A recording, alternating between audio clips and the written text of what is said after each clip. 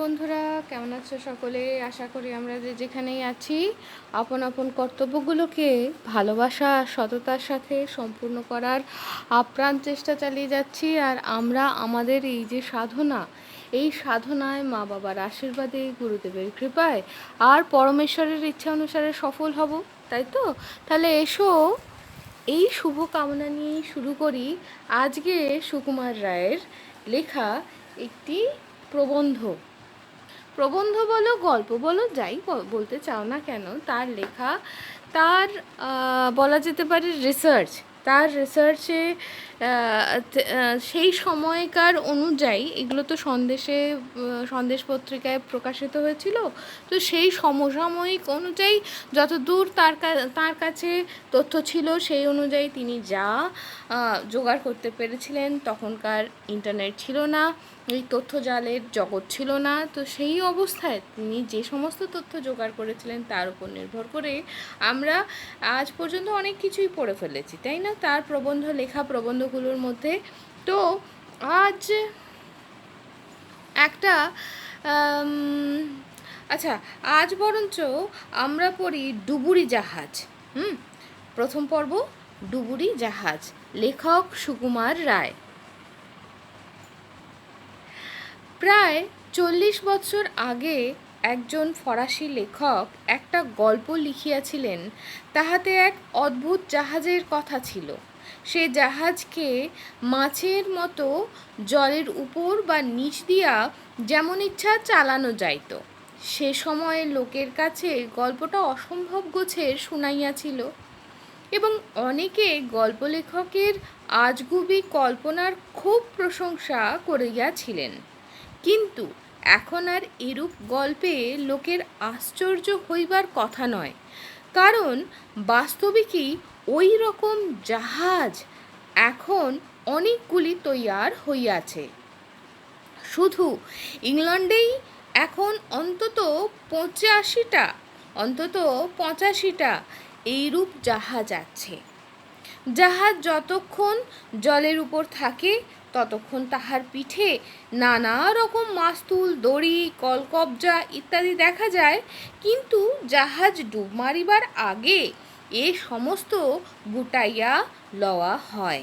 তখন কেবল দুটি চোঙা আর একটি টুপির মতো ঢাকনি জাহাজের উপর থাকে। ঢাকনিটার গায়ে পুরু কাঁচের শার্সি দেওয়া থাকে।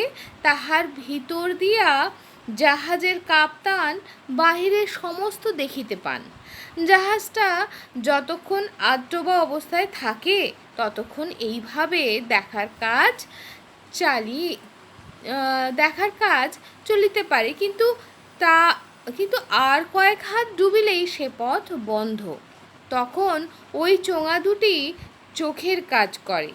চোঙার আগায় আয়না ও কাঁচ শুদ্ধ একটি যন্ত্র বসানো থাকে। যন্ত্রটা ঘুরিয়া ঘুরিয়া চারিদিকে তাকাইতে থাকে, আর জাহাজের কাপ্তান নিচে বসিয়া সেই আয়নার সাহায্যে বাহিরের সমস্ত অবস্থা দেখিতে পান।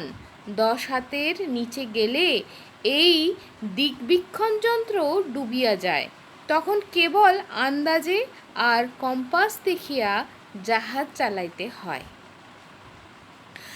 জাহাজের মধ্যে একটা লোহার চৌবাচ্চা থাকে। চৌবাচ্চাটা খালি থাকিলে জাহাজ জলের উপর ভাসে, কিন্তু চৌবাচ্চাটার মধ্যে জল ভরিলে জাহাজ ভারী হইয়া ক্রমে ডুবিয়া যায়। এই রকমের জল বাড়াইয়া বা কমাইয়া জাহাজকে অল্প বা বেশি ডুবানো যায়।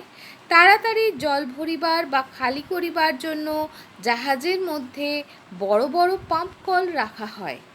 তাহার সাহায্যে 1 মিনিটের মধ্যে জাহাজকে 50 হাত জলের নিচে ডুবাইয়া দেওয়া যায়।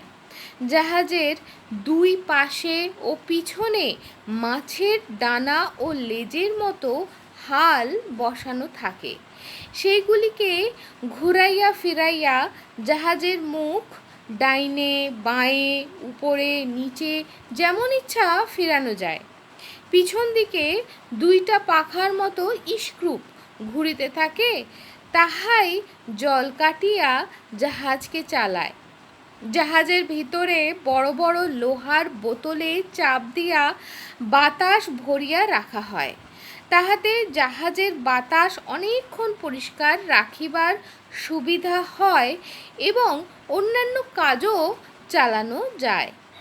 ক্রমাগত 24 ঘন্টা জলের নিচে থাকিলেও জাহাজের লোকেরা কোনো রকম অসুবিধা বোধ করে না। জাহাজের এরূপ বন্দোবস্ত করা যায় যাহাতে একটা জাহাজ কোথাও না থামিয়া 4000 মাইল স্বচ্ছন্দে চলিয়া যাইতে পারে। মনে করো আমরা এইরূপ একটা জাহাজের মধ্যে ঢুকিয়াই সকলের আগে চোখে পড়ে জাহাজের এক মাথা হইতে আর এক মাথা পর্যন্ত কেবল চাকা আর লোহা আর কলকবজা। চেয়ার টেবিল আসবাবপত্র নাই বলিলেই চলে। সমস্ত জাহাজটা যেন একটা প্রকাণ্ড বৈদ্যুতিক কারখানা। সেই বিদ্যুতে জাহাজ চলে এবং জাহাজের বাতি জ্বালা রান্না করা পর্যন্ত সমস্ত কাজ হয়। জাহাজের কাপ্তান কোথায়? ওই যে তিনি জাহাজের টুপির নিচে বসিয়া দিকবীক্ষণ যন্ত্র দিয়া চারিদিক দেখিতেছেন। আচ্ছা, আজকের মতো তো প্রথম পর্ব এখানেই শেষ হলো। বলতে পারবে এই জাহাজকে কি বলে?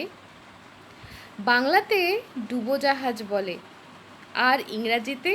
আর ওই যে দিকবীক্ষণ যন্ত্র, তাকে কি বলে বলো তো? আমায় জানিও কেমন। তাহলে আজ এই অবধি, টাটা।